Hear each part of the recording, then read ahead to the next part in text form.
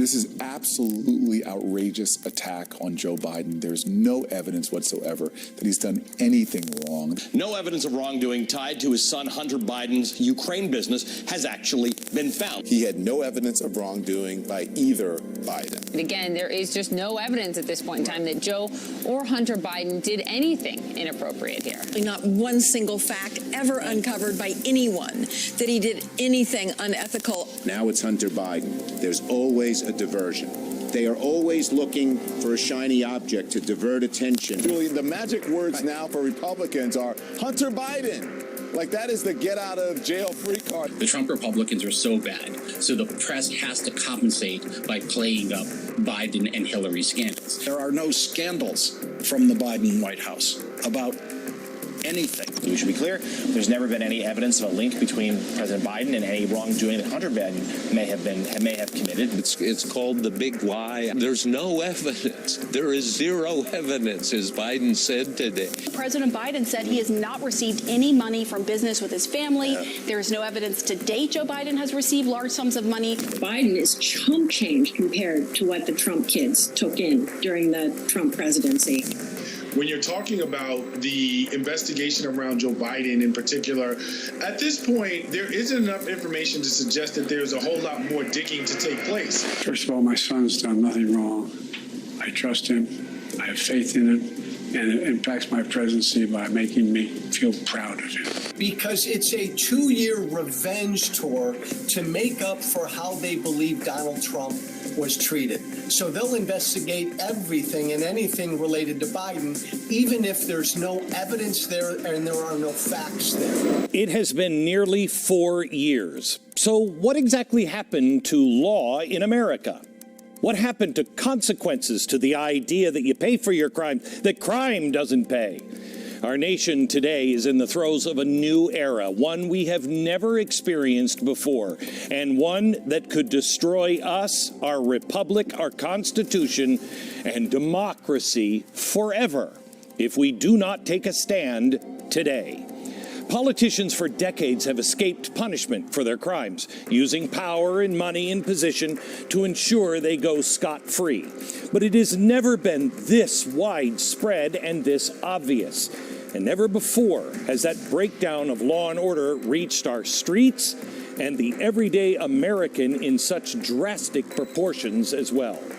If you side with the elites, you're going to be fine. You stand against them, well, we're coming on the air a bit earlier than usual because of breaking news at this hour. A grand jury here in New York City has just handed up an indictment against former President Donald Trump, making him the first former president in U.S. history to face criminal charges. I got to tell you, I am sick and tired of it. I'm sick and tired of the January 6th rioters being thrown in jail without trial, for some of them for 2 years, while the Black Lives Matter rioters go free.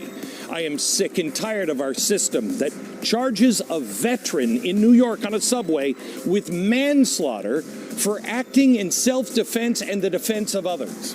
I am sick and tired of conservatives being banned or censored on social media, while the far left users can post death threats with absolutely no consequence. I am sick and tired of the mainstream media failing at their one and only job, to hold elected officials accountable. But more than anything else, I am sick and tired of the witch hunt against one president while the blatant power abuses of another go completely ignored. Tonight, we end the 4 years of inaction regarding the Biden family's corruption. Tonight, we're going to make it so incredibly without a doubt clear that if the left can't ignore these, they just won't be able to get away with ignoring them anymore. It is time for us to make a choice. Are we done yet? Because it is time for the reckoning of the Biden crime family.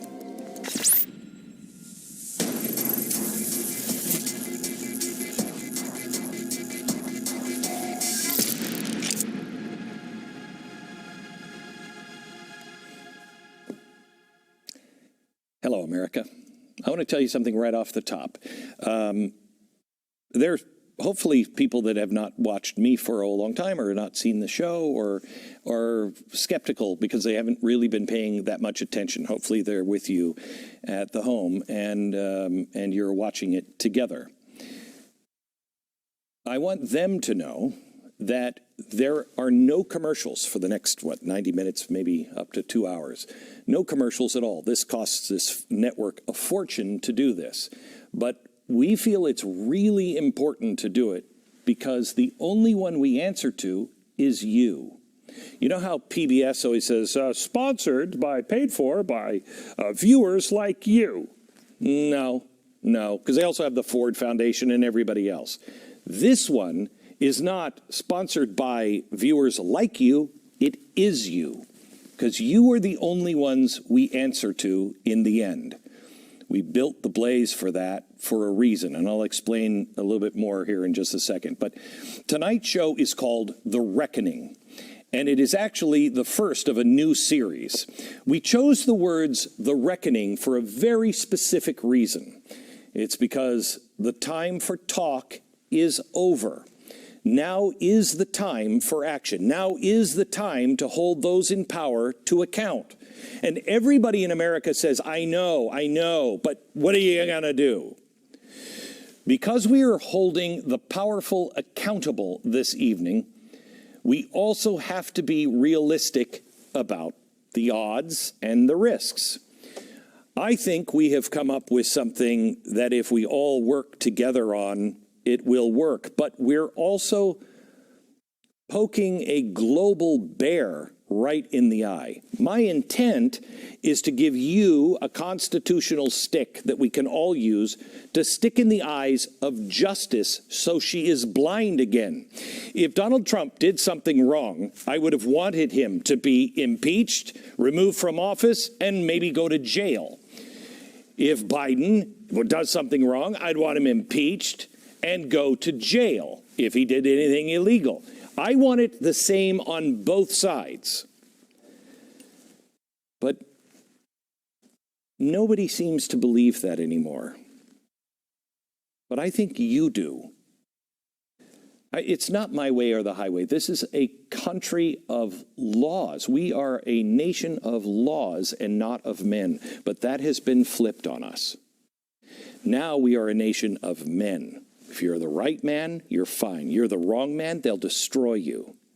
And those right men are now involved with the right men at YouTube or Facebook or anybody else that could shut our live stream down. We can't be naive going into these things. This is going to be a tough battle. For us, big tech, we know, is in bed with big government. None of these people are going to like what I have to say tonight. So be it. So be it. I had an idea for a network where I and others could go. And I told you at the time, I wanted it to be kind of the Alamo. That we could lose everything. We could lose our sponsors. We could lose everything. But we would only answer to you.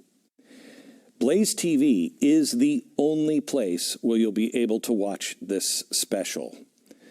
That's why I founded this company, so you can always tell the truth, free from any kind of censorship. We never tell a host what to do, ever. I'd like you to be part of the family if you haven't already done so. Go to blazetv.com/reckoning to subscribe. Do it now. Don't miss a moment of this program and others to follow. There's a lot we're going to cover, and I know you're going to have questions, especially on the topics that big tech tries to silence. I'll be answering some of these, or try to, at the end, exclusively on Blaze TV, where big tech can't interfere. Make sure that you send in your questions during the program. Okay, now I want to start with 4 words that have become far too common. But every single American should be sent into uproar and disgust. Too big to fail. Do not accept these words any longer. When big banks are bailed out while the small and regional banks are allowed to collapse, or they collapse and they collapse into the big bank, which makes it even bigger, I don't know. It doesn't make any sense to me. People have to pay for their mistakes. All of this is uprooting the trees as autumn and winter comes and think we can bring them into the greenhouse. No, that'll kill all of the trees. What we're talking about is killing the republic because we are not abiding by common sense or the rule of law.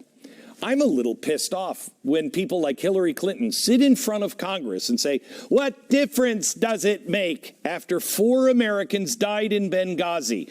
No one has ever accepted responsibility. No one has paid a price for what happened in Libya. Did Hillary Clinton face any punishment at all after it was revealed that people whitewashed emails before investigators could examine them? She had them wipe servers and destroy servers. Destroy them. And that's okay? The question we should be asking is, how does all of this continue to get swept under the rug? I knew it was a problem, but no matter what the media says, the Durham report is very clear. Very clear. There has to be a cultural change of the heart and the mind of those who are servants in Washington, because they no longer hold any fidelity to the Constitution. That's in the Durham report. Did you know that? There is a political war raging in our country right now, and it has been going on for decades. And the Democrats have been fighting it with weapons that either the GOP is unwilling to or unable to use. While we've been busy shouting at the rain, the left, through people like George Soros, have been busy buying up district attorneys all over the country. Where are the billionaires on our side? They've been infiltrating the Department of Justice. They've been gearing up to use lawfare as a tool to protect those who are too big to fail and persecute anyone who isn't on their side. People like you and me. Here's an example of how it works. Hillary Clinton and her campaign launched one of the biggest misinformation psyops in American history, the Russia hoax. Now, you would expect that after what the Durham report showed, people would get thrown into jail. Do you know what happened? After years of investigation, millions of dollars wasted, and a country torn apart, they quietly paid a small fine. Now, here's the difference in the way the left uses lawfare. Donald Trump was indicted and hauled into a courtroom for nearly the exact same charge. Where's the justice in this? By the way, that charge was dismissed by people who didn't want to dismiss it. Does justice even exist in this country anymore? When Donald Trump is nailed for having documents, and you got to have a SWAT team there, but old Joe's got those documents sitting next to his Corvette, so you know they're safe. I'm sick of it. If there are some that have been deemed too big to fail and others have their homes raided and arrested and paraded into court for show trials, how can we be claiming still today that we have a nation of law and order? How can we possibly claim we have a Bill of Rights and a working Constitution? We're either going to lose our country or there will come a reckoning for justice in this country. And I want to be very, very, very clear. No reckoning that will do a service to the Republic would be unconstitutional or violent or play by their rules. However, there are rules that we can use that we have refused to use. Our elected officials appear to be all too willing to allow the status quo to continue. Well, is that because, Mitch McConnell, you're taking money and getting all kinds of money from your business with China and overseas shipping? Is that why? because I'm for you going to jail as well. Or is it just that we think, oh, it's too big, I'm just one person, it's not going to happen, and our congressmen and our senators are so old and feeble that they give up before they even try? Tonight, I'm going to give you the tools to start fighting back. And we're going to start with the Biden crime family. Now, if you're a fan of this program, you've been watching these specials over the past 6 years, you're more fed up than somebody who's just new on this train. We've been exposing what the Bidens have been doing in places like China and Ukraine long before there was ever a Hunter Biden laptop. How many chalkboards have I done on this? How many people have had to answer for all of it? I'll show you how they get away with it tonight. Check out a piece from Politico a week ago. Bracing for impact, Biden world preps for Hunter Biden fallout. Are they? Are they really? Call me a skeptic, but I don't think any of them are even the slightest bit worried about any of this. For instance, take this quote. In conversations, Democrats and senior West Wing aides are downplaying the potential impact, arguing Hunter Biden was a factor in the 2020 election and voters elected his father anyway. Oh my gosh, this is a masterclass in gaslighting and misdirection. They're magicians. Democrats and the media want you to zoom in to this entire picture and focus on Hunter's potential tax and maybe gun violations. They want it very clear that Joe Biden was not involved, and voters agree with that. Okay, is that really the picture? They're zooming into what they want you to see and leaving everything else out of focus. It's what they do all the time. Let me show you a photo. Is this a Nike commercial? Or is it an incredibly incompetent president falling off his bike? Here's a really cool picture of presidential seal on Air Force One. How cool is that? Is that the picture? Or is it the commander-in-chief of the world's most powerful military stumbling multiple times to make it up the stairs? This is how it works. This is exactly how they want you to see the crime family that is the Bidens. This text message: unlike Pop, I won't make you give me half of your salary. Wow, that seems weird. Let's zoom out to this.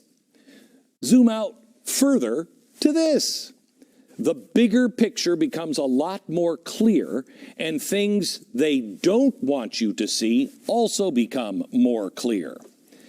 This email that shows profit distribution with 10 held by H for the big guy. Not a spy or a scientist, but I think I know who H is and the big guy. Good God, America, what's wrong with us?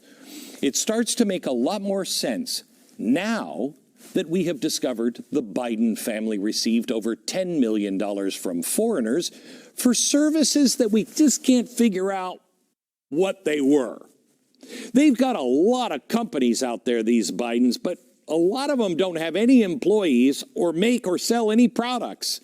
It's weird. Now, this goes a lot further than just the Bidens. The only way all of this is allowed to happen is if the government is infected with systematic rot. It is.